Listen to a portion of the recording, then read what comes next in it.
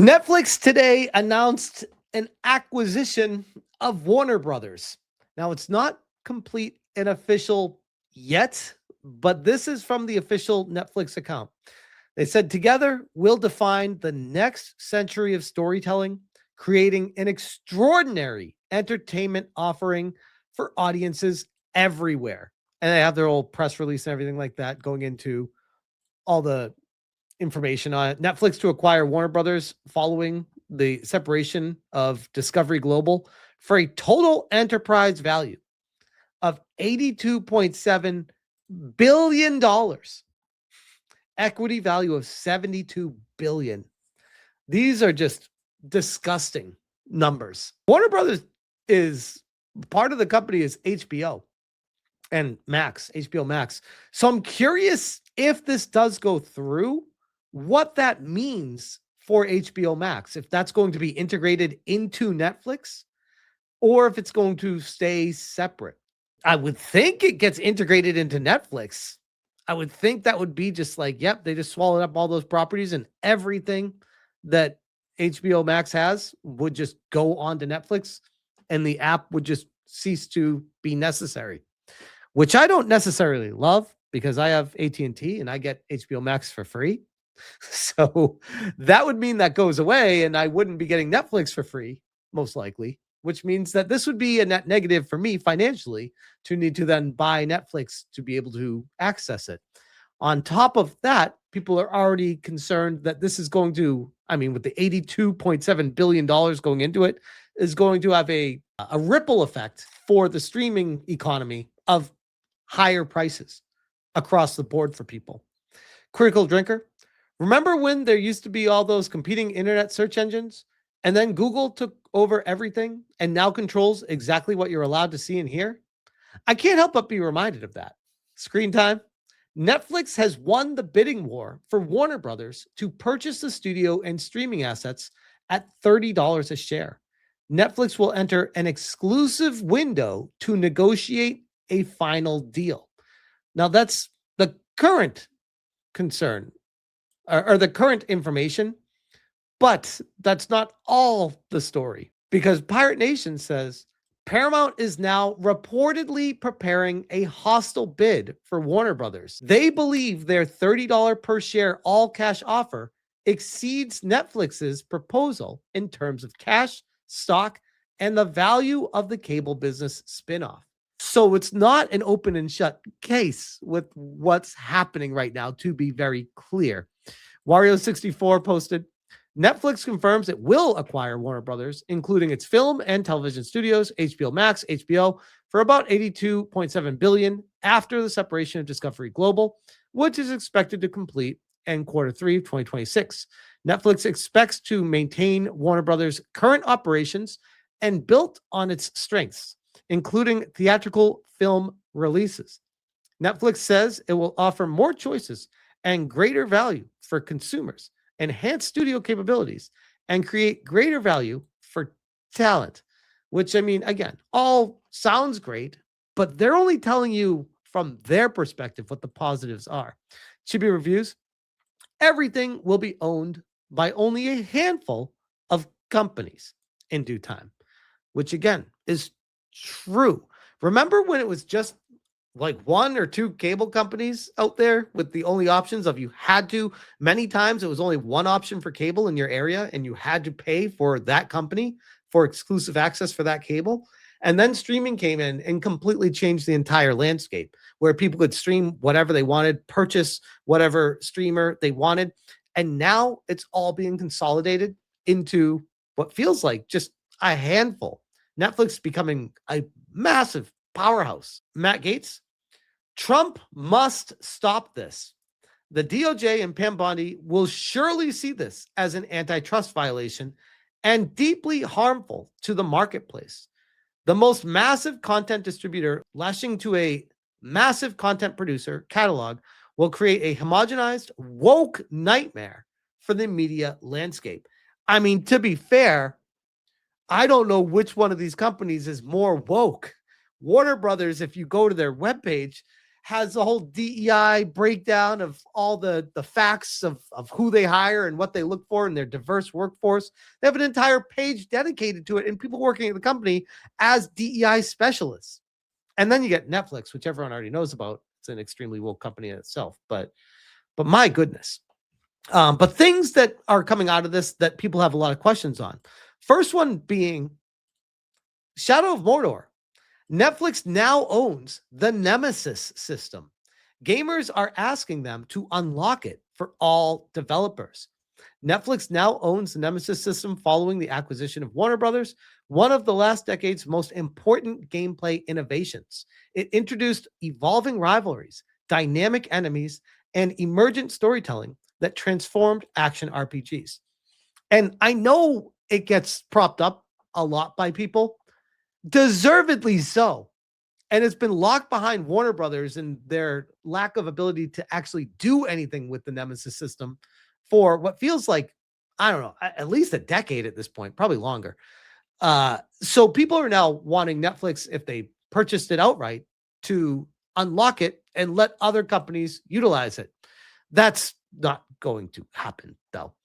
Madam Savvy, patents in creativity are disgusting. So much potential gets stifled. From the physical keyboards to whatever Nintendo's doing to the Nemesis system and more. It is very, very, very, very disgusting. I wish there was an easier way to fight all this greed. There is definitely a good argument to be made on patents and creativity, on why and how that should not happen. I understand why it does. I understand why people are frustrating why it does. Gameplay patents should go the way of dance moves. Nemesis system needs to be licensed out. I mean, that would be a way to handle it as well. If they put it out there, basically like the Unreal Engine, and just license it out to studios.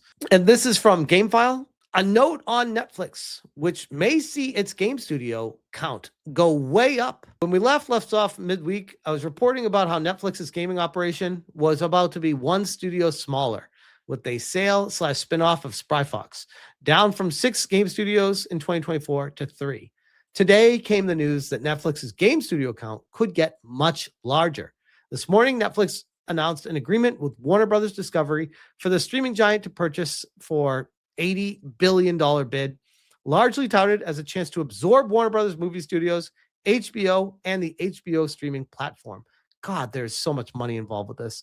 The purchase will also include WB Games, reps for Netflix, and WBD, confirmed to GameFile and others after the announcement. WB Games includes Avalanche Software, which is the Harry Potter properties, Hogwarts Legacy, Rocksteady, which how is that even still in business right now? TT Games, which is Lego Star Wars, the Lego properties, NetherRealm, which is Mortal Kombat.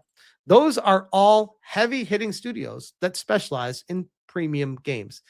I mean, outside of Rocksteady. Rocksteady once was a heavy-hitting one. Not anymore. But the other ones, yeah, I could see that.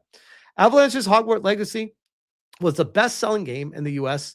in 2023 and has exceeded 34 million copies in less than 3 years. And they're already working on a sequel right now. I wonder how this sale is going to impact that, if anything. Like if you're an employee working at that studio right now, that's going to be a complete shit show. Not even knowing who's going to be in charge of you next week. Warner Brothers Studios are huge in gaming, and a $1 billion grossing Harry Potter game is no small thing. But the gaming group barely rated a mention today. There was no verbal mention of it during the investor call hosted by Netflix's top execs. No mention of it in a press release. The word games appeared on a slide about WB content during the investor call next to the Mortal Kombat logo. That's it. Warner Brothers Gaming Resources just couldn't compete for mindshare against the idea of Netflix buying a century-old movie studio and nabbing one of the biggest streaming competitors in HBO Max. Maybe that makes sense, but some of that might also be gaming continuing to operate in an investor media blind spot. I think it probably is. I think a lot of investors that are investing in Netflix understand the games aren't doing shit for them. That would be a bonus if it took off. So this is kind of one of those things that they probably think this is where the games are going to go to die now, because Netflix has tried to implement Netflix games on Netflix. And I can tell you guys, it doesn't work. It doesn't work. Like, sure, it functions, but just the idea of let me go to Netflix to play a game, just I can't wrap my head around doing that. I just don't. Maybe I'm a traditionalist. I just don't want to open up Netflix to play a game. I want to play a game on my dedicated console or on my PC for it.